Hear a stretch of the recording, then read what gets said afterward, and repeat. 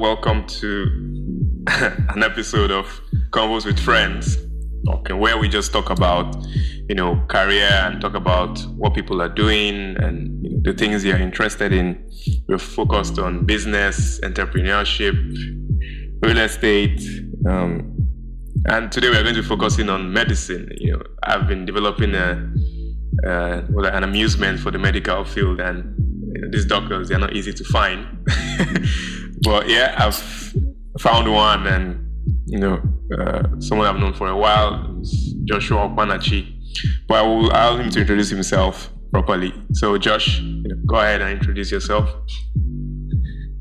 All right, thanks. I'm really excited to be here. I'm sure definitely I've actually been following convos with friends, and then I really enjoy the conversations that have been going on. So let me just say a little bit about myself. I'm Joshua Okpanachi. I'm a medical doctor, currently working, even though I'm doing my housemanship at the Ahmadu Bello University Teaching Hospital in Zaria. But I did my medical school at the University of Jos. So I think that's pretty much that. I'm sorry, man. Because I am so clueless about the medical field. I'm going to be asking you some kind of really dumb questions. What is it's cool. housemanship? Okay, so it's the first thing you do after finishing medical school. If you're going through the Nigerian curriculum, it's kind of like an internship, but it's a job. It's actually called house job. Okay. Yep. Yeah. It's your first career path in the medical field.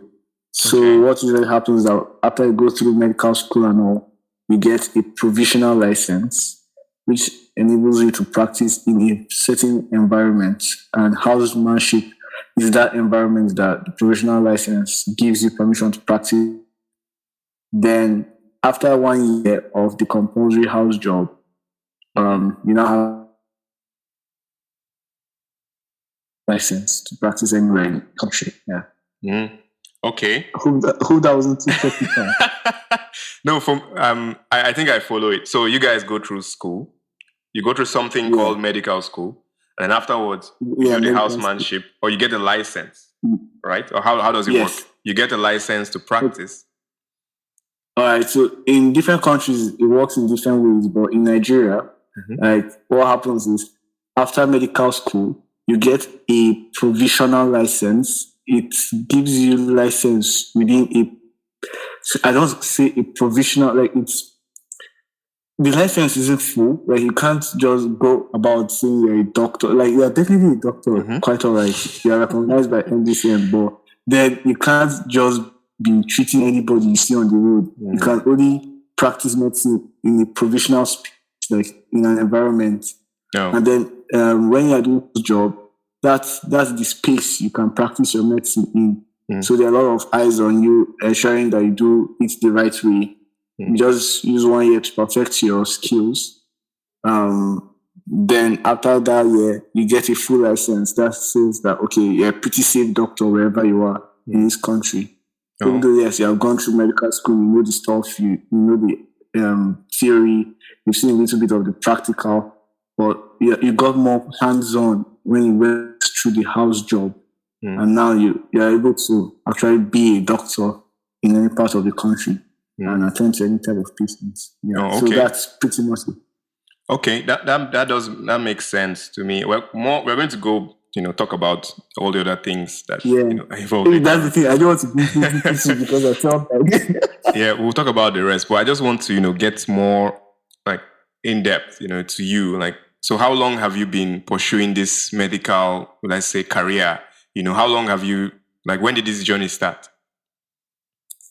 Okay, I'll say it's practically started when I filled my jump form back in, was that 2013 or 2014? 2013. That jump form in 2013, but yeah. So officially it's 10 years. But it's been an amazing ride. So, but before that, I think I always had a passion. There's this time when I was, so many people who may be listening will know, I'm a twin. definitely, you know I'm too. So yeah, there was this time my brother was ill. He didn't come to school in kindergarten. We were in kindergarten for heaven's sake. And then he didn't come to school the whole day. Then he escorted my dad to pick me up from school, and then I ran and hugged him. I remember checking his temperature. Like, I didn't know what I was doing, but I knew that my dad used to do that anytime anyone was sick. So I don't know, that called me doctor. So I always knew that childhood dream of everyone. I want to be a doctor. I want to be a doctor. Yeah. So unofficially, it's been as long as I could remember, but officially, let's just say 10 years. Wow, that's amazing. So you were actually the only child who actually became a doctor in the end. That's. I guess you cannot say so. That's amazing. That's amazing. Yeah. So I have so many questions, and but maybe the first thing you should now be like, how did you actually get into this? What happened? How did you start to pursue this medical career? So let's start off joking with I was a good boy. I read my books. Well, and I stayed off bad friends. How about don't worry, I'm just joking. Yeah. So yeah, like after filling it in my jam form and everything, the official way how it went down was like where I finished from the University of Jos. It's in Nigeria. So most of my conversations were just based on how it was for me. It will be different for other people. Most likely it will be different for other people. Yeah. So after I got the minimum, the grades were good. WAEC, JAM were good, and then COSUME was also good. Apparently, the University of Jos at that time, I think things have changed, but at that time, they majorly focused on your COSUME scores and then your JAM scores. Basically, a mixture of both of them. If I can remember, JAM was like 40%, and then COSUME was like 60%. So if you did very well in the COSUME, you're most likely going to get. And if you are from a state that was within the catchment area, as I was, it increases your chances of being selected to study a competitive course like medicine. Yeah. So after getting medicine, after I got admission in, like I said earlier, got admission in October of 2014, but I started med school in April of 2015. Yes. And then we 100 level is basically like secondary school, a continuation of secondary school. We are not really medical students per se. Yeah, so you're doing the basic physics, chemistry, biology, with maths, and then all these other general subjects involved. And then that's 100 level. Then 200 level is more. That's when there's a lot of changes. There are a lot of changes that come. We're now doing more medically inclined courses. Like we had anatomy, physiology, biochemistry. Basically, we just talk about how the human being like functions, how the human being is, what makes you you.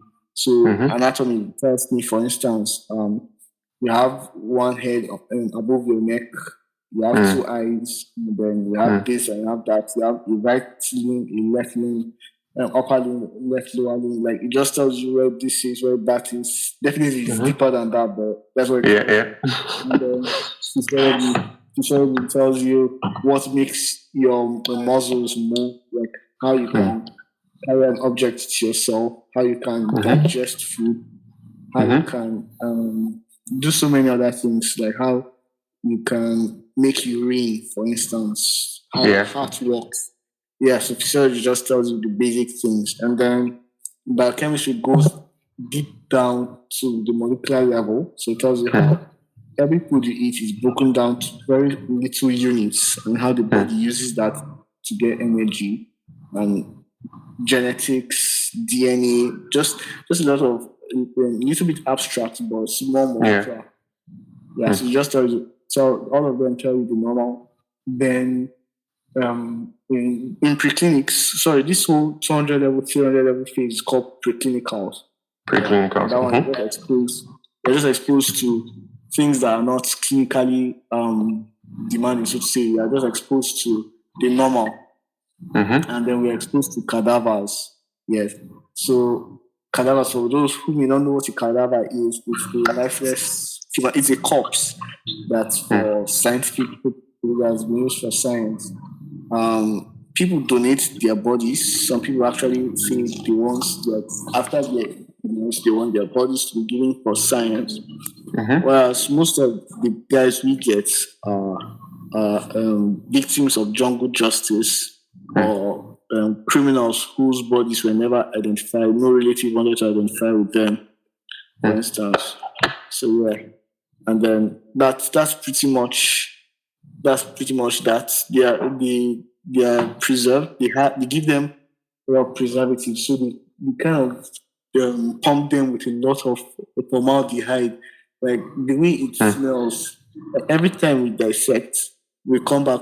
Everyone can smell you. Like they can smell that you're dissecting you because it smells bad. Like it's serious. It doesn't stink like decay. It just has a very pungent chemical smell that's not really cool. And then no matter how much you wash your hand, for like 3 hours at least, your hand still smells like it. Like so people don't like dissecting because it messes. They can't eat dinner. Imagine trying to eat, as you're bringing the food towards your hand, your mouth, like you're using a spoon. You are perceiving something like that, like as you're eating. It takes a while, sure. After some time, you get used to it. And then I remember when we were about rounding up, even though it was rude, we had classmates who were eating in the section hall. Like, oh boy, people get so used to being around the cadavers. Yeah. But how did you feel the first time you had to go around the dead cadaver? I have never been around one, but how did you feel? How did it? All right. So before I went, but people have been gisting us that the first day of dissection, we won't dissect. We'll be using it to carry those who are fainting out of the dissection. So it told us that it's going to be a day of carrying weightlifting. Like you're just going to be carrying your collapsing friends and everything. And then when we got there, I noticed that nobody was collapsing, nobody was fainting. There was no blackouts. And I told myself, Josh, you can't be the first person to you cannot just faint. Like you have to cope. Like whatever you think, like you have to cope. And then how the case is, we take a few steps down, like it's a hall in a bigger building. So you walk down an aisle of offices, and then you take a few steps down. When you take the steps down, lead you to the hall of the cadavers, like the dissection hall.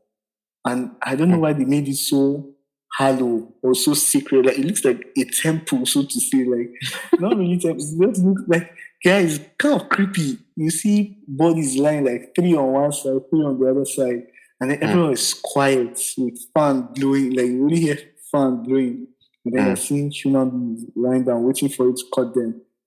It's very nervy. Like it makes you reflect on how meaningless all the arguments one has in life can be. Like it just makes you feel like in the end everything ends. So why be bitter every time with something? So, bigger picture of life. Yeah, I feel like doctors or who have gone through medical school have like a different view of life, now like they don't, I this is what I think, right? You can tell me, I feel like you guys don't see life as meaningless. You see, when I mean meaningless, I mean you see the value in life, and value in a person. So you can confirm or rebut that. You're right. Like because you spend a lot of time learning how to keep one person safe. Like you're spending years learning so that one person can be safe each day or each minute. So it makes you feel like, okay, I put in a lot of effort to making sure this person is good. It actually helps. The problem though is that, okay, I'll just see, like, when we came to clinicals, right? I had never come near. Now we had come near cadavers. These were people that were dead before. Like the first interaction with them were as corpses. But we're now coming to the clinical arm, and the clinical place we go to is the Jos University Teaching Hospital. So it's a teaching hospital, and then patients come and we interact with them. This time we're not more learning the normal way people's bodies are. We're not learning the abnormalities, the diseases that the body can have, so on and so forth, how we can go about it. Now, we have been used to just seeing only dead bodies in clinics. If you made a mistake, I mean, you made a mistake on a dead body, it's not really fatal. But now you're with real people, you might have had interactions with them, and it's really painful when you come to the hospital and then you don't see them on the bed anymore. Especially when you know that things were not improving in their care. Yeah. Because you know that, probably they are passed away and everything. But isn't that like very emotionally draining for you? Like, how do you do it? You know, how is it like? You know, how do you do it? Man, at first it was really emotionally draining, like you said. Like, I remember the first person that died when we were having rounds, so to say, and then it was one man. He had an advanced disease. It was everyone was waiting for the time. Like, I won't say everyone was waiting for the time, but people were just, and we're not, you know, doctors, when the science ends, like, you just know that you've done your best and everything. And then shortly after that, we left. We were not even near the patient. We were another patient around, and then the relatives started crying and wailing. And then we saw them like cover the patient with a blanket or something, the sheet. So at that moment, man, to be very honest, I had like shivers, like I had like goosebumps. I was like, wow. Yeah. Like, someone just I have the goosebumps right now. Like, someone just died now. But the problem is that, like, when you are a bit around these things for some time, you tend to lose that humanity after they have died. Like, you are trying your best to keep them alive, but when they are gone, like, they are gone. Like, I remember one time when the accident at emergency, this was as a student, and then like the patient in the next cubicle passed, so he had passed away, and then someone was like, we heard the relatives cry, and then one of my classmates was like, did someone die there? Then I checked, and I saw one elderly man, one old man who died. I was like, yeah, but he's an old guy. And everyone was like, okay. Then we now continue. Like, it was when I go home, I realized that, wait. That's someone's father, that's someone's grandfather that just said one old guy. Like, I have the thing, it was like, I mean, he's not a young person, so we just continue what we're doing. Like, and then I realized it kind of takes away your humanity. I just finished a 24-hour call, like, this morning around 9, and it was going on well. In fact, it was basically interesting. There was this guy, this elderly man too, who had an advanced disease. We were trying to even diagnose him, but one thing or the other, we couldn't get some investigations done more. And he came around 7 p.m. I think. It was 6 p.m. But then around when it was like 1 a.m., the wife called us that her husband isn't breathing anymore. And the crazy thing was that me and someone, we had already done, like, we did some interventions for him. Like, we passed a catheter. It helps people to ease themselves easily. So I'm getting a bit technical. So I'd already done that for him. Like, we did a small procedure for him. We had already made sure fluid was going in. Like, we're just trying to keep him alive to get those investigations done so that we'll know what to do next. And she now comes in like few minutes after. Like, when I say few minutes, I don't think we're up to 30 minutes after. And she tells us that he's not breathing. Like, he looked like he was terminal. We were just hoping like let's just know what was wrong with the guy at least. And then I go there with my friend, and then we started resuscitating. Like I started doing CPR. The cardiac massage was okay, but I don't think the ABUTH bag was really efficient. So in fact, the problem is that in resource poor countries like ours, CPR almost never works. Like if it works, you'll be happy. So I kept on, like this time I was in my mind, I was determined that like I need this guy to be alive. Like I need this guy to be alive. But after a couple of times it was not too successful. So we just had to call it a few minutes after one. Man. So even this morning, like exactly. So this morning I just lost a patient. I won't say one gets used to it, but like for some minutes everywhere is a bit solemn, everywhere is a bit quiet. Then later another patient is asking, needs your help for something. So you can't go with that grief of the past. You don't have time, yeah.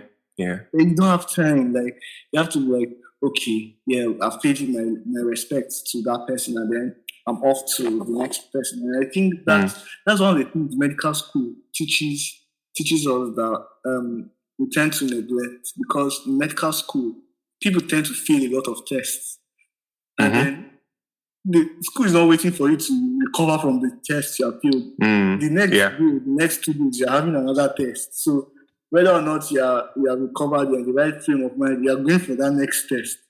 And I think that way it kind of shapes your mind to make sure you don't carry the disappointments of previous management or treatments into your next treatment.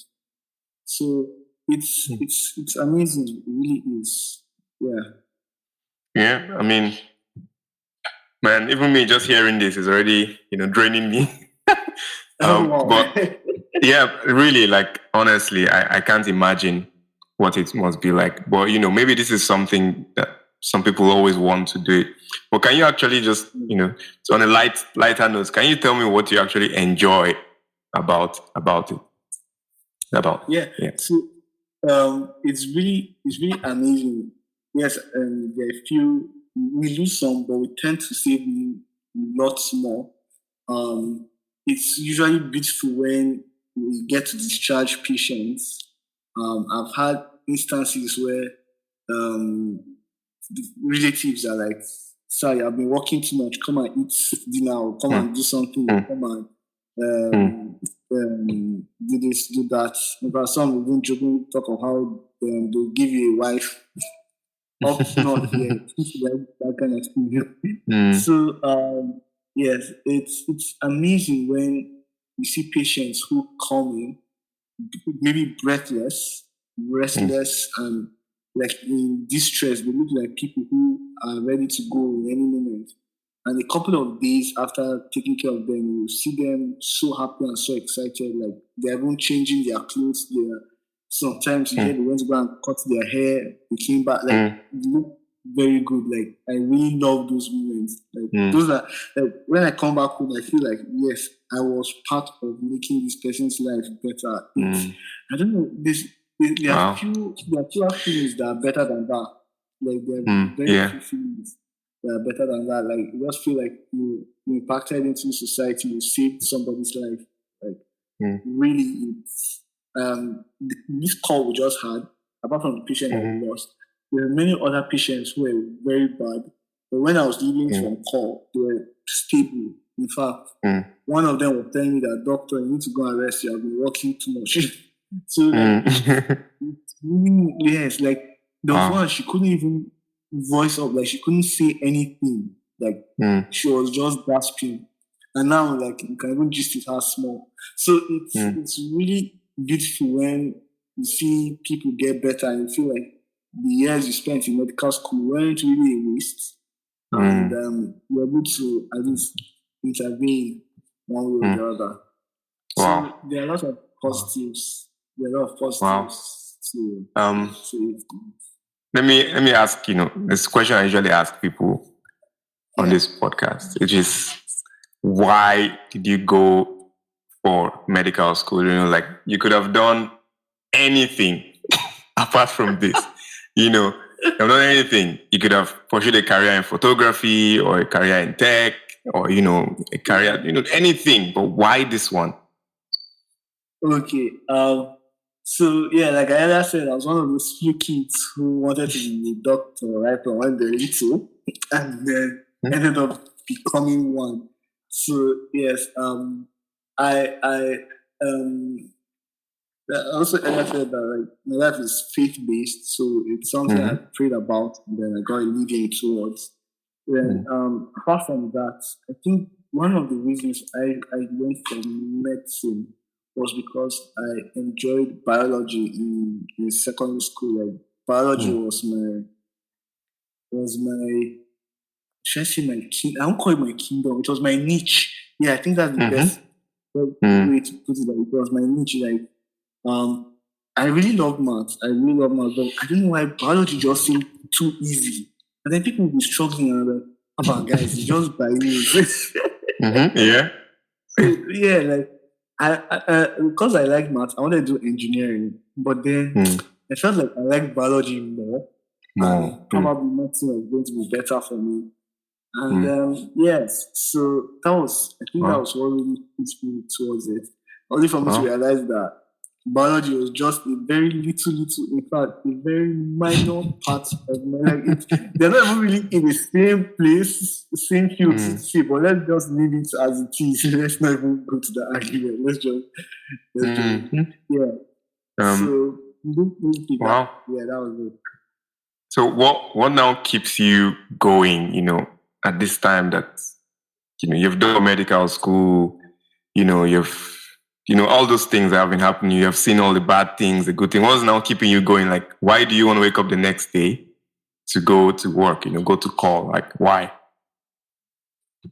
So I can get paid. Don't mind me. All right. So I think one thing that really motivates me is being useful. I don't know. I like the thought of being helpful, so to say. Like, I don't want it to be that I'm just using people. I want it to be that people actually see the need of having someone like me on their team and everything. And I feel like medicine is an avenue where I can be very helpful and very useful to a lot of people as much as possible. So that's what majorly keeps me going. Another thing that I feel burden to give back to society. Like medical school for me was, I don't think it was a breeze, but it wasn't as difficult as many people found it. So yeah. I feel like I got grades like all through, like in terms of getting the right set of people around me and the right set of mentors. Like, I didn't really deserve any of it, even accommodation wise. Like, a lot of things that happened in medical school weren't just chance. Like, it was like a line of grace from one place to another and everything. So I feel like it's on me now to be gracious to people as well, to help where I can help. And part of me just feels like the lives of people are attached to how effective I am in my place of work. So if I can give my best in my place of work, I feel like so many lives will be impacted, so many lives can be saved. Yeah. So but there's been a discussion, recently, like it's actually coming up, that doctors are not getting paid enough, and I feel like there's a struggle, as a doctor. How do you balance that I'm doing this for money and I'm doing this for the betterment of the society? Like, how do you balance, all of that? Yeah. So to be honest, but there are sometimes I feel like there are sometimes you struggle with a particular patient, and maybe the patient is so arrogant or is refusing to listen to you, and in your mind you're like, I don't get paid enough for this. Like what kind of rubbish is this? Like you're shouting at me like, you're not paying me well for this kind of thing. But I think the overlying thing is that based on where we are, yes, almost every single field will have people say they're not being paid enough, like regardless of whichever sector they are in, everyone will say the same thing. And one needs to relate what we are being paid with what people in our immediate environment are being paid as well. So in a place like Nigeria now, where it's termed a resource poor country, you can't be expecting to be paid in like 7 digits or 8 digits just one sector, where people are here. So compared to how the standard of living in your environment, you know that even though yes, it may not be that good, but you can't be expecting so much from them. And I think one of the most important things I've learned from a lot of doctors is the idea of just being content. I think content, no. Content, yeah. Content. Yeah, content with like what you have. Yes, you strive for more, but it shouldn't be like you expect everyone to give you more. It should be based on what you have put in, that you should be expecting something greater in return. So yeah, I feel like everyone definitely is of the school of thought that doctors are not being paid enough. Doctors are not being paid well. With the rising cost of living and so many other things, it's hard to get by each month. But I strongly feel like, yes, if you can pay doctors well, or hire many means, like in our country, sorry I'm diverting a bit. In our country, the current state is that a lot of doctors, serious brain drain, so a lot of doctors, they Japan, everyone in the country. And then they're not really employing people to occupy the spaces that have been left. So that means more workload for those who are on ground. And however, their pay hasn't changed. So they are doing like the work of 2 people and they are being paid like their usual single person pay and everything. So that draining and lack of manpower, it's one of the reasons why some actually say like they're not being paid enough, and it's quite understandable. It's quite understandable. I mean, no, don't. Yeah, no, sorry. I mean, like that's definitely understandable, and you know, it's something that's tough for you guys for the struggle to go through, and clearly, doctors cannot come out of medical school and start saying things like school is scam, because I think like school has been really important for you. Like if you don't do medical school, you can't be a doctor, right? Yeah.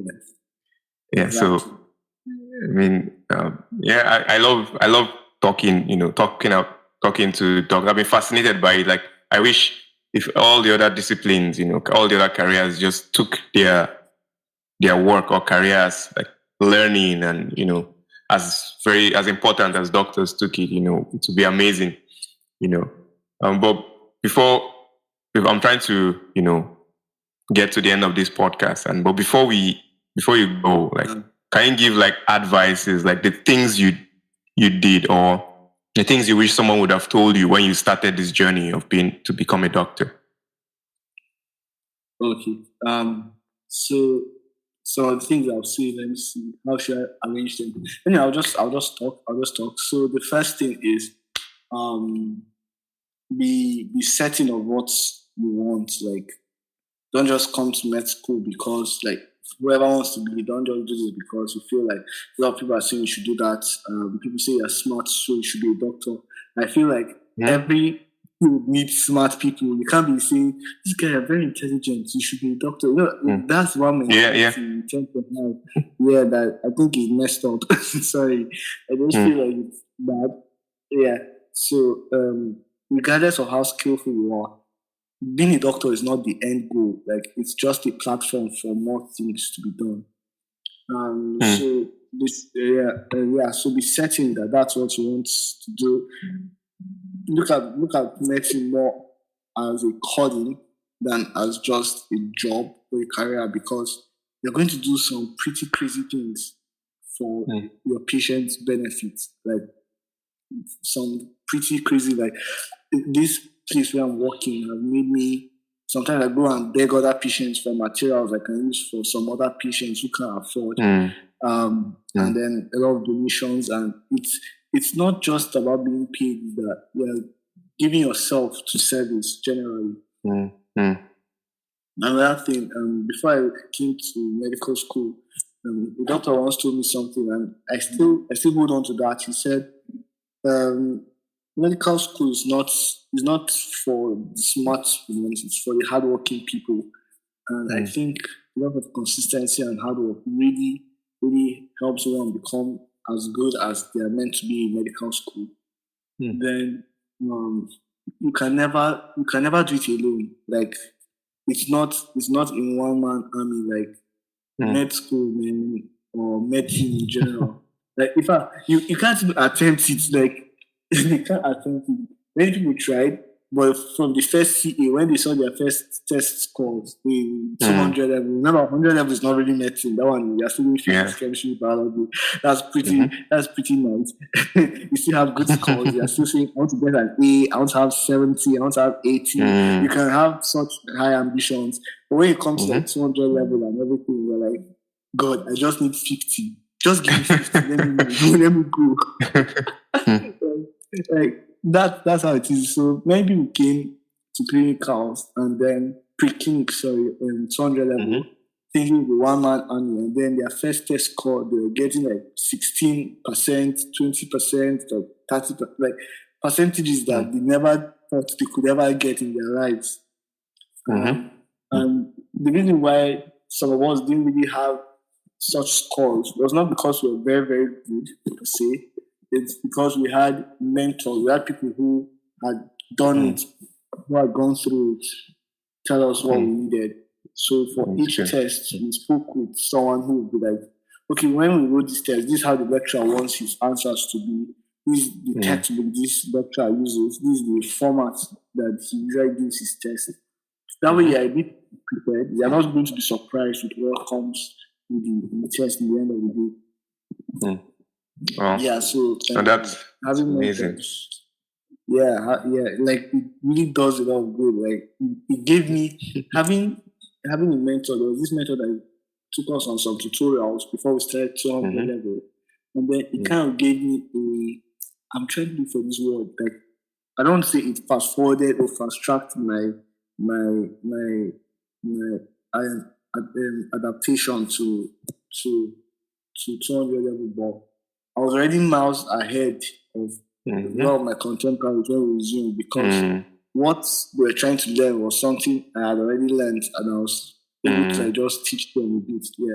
So having mentors, it was really like till my final exam, I was always speaking with people and asking them. In fact, even to a house job, like this house job that I'm doing, I spoke with people to ask them how they went about it. So having seniors is very, very important. Like I can't underestimate that. And then having a community in general, seniors, your colleagues, your mates, like is very, very helpful. My medical school won't be complete without talking about. I was part of this Christian Medical Association, and it brought me close to so many people. So many amazing people. Like I learned a lot in terms of leadership, academic excellence, and so many things. Like we even had a podcast at some point. Yeah, so it's really helpful. Like you get to speak with people who are going through similar things as you are, and then it kind of keeps you going. So I said, just make sure you're certain about it. Make sure you are ready to put in the work. You're not doing it because anyone is pressuring you. You have seniors to talk to. You have a community, and above all, just go with grace, God's grace, because in the end, like that's the ultimate. Yeah, man, amazing. Like I love that. It's been an amazing conversation I'm having with you. Like I've gotten much better perspective on the people who are practicing medicine and doctors and nurses, and it's amazing. to see that. And I hope anyone listening also, got a nice perspective. I can't wait to speak to you in a few years and hear how your view has changed and how much you enjoy being a doctor and treating patients. I really can't wait. But one of the exciting things that I love to hear myself, a couple of years later, listen to this and hear whether things have changed, whether my view on doctors not being paid enough has changed, and I'll be like, forget what I said that time. Well, I can't wait. So, this is amazing. So, all right, this has been good. So, thank you for coming on this podcast. I hope everyone who listens, found this helpful. So, yeah. Thank you for having me.